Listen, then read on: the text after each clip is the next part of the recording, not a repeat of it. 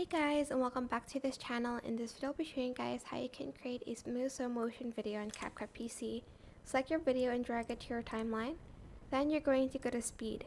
Once you're in speed, you are going to just adjust the times here, slide it to the left for a slow motion effect. Then you are going to take smooth slow motion and you're going to actually select optical flow. It's going to take longer time to process.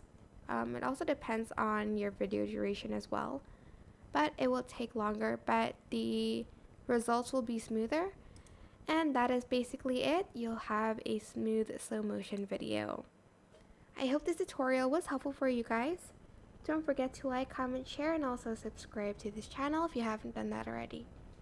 If you have any questions, just leave it in the comment section down below, and I will try my best to answer them all for you guys.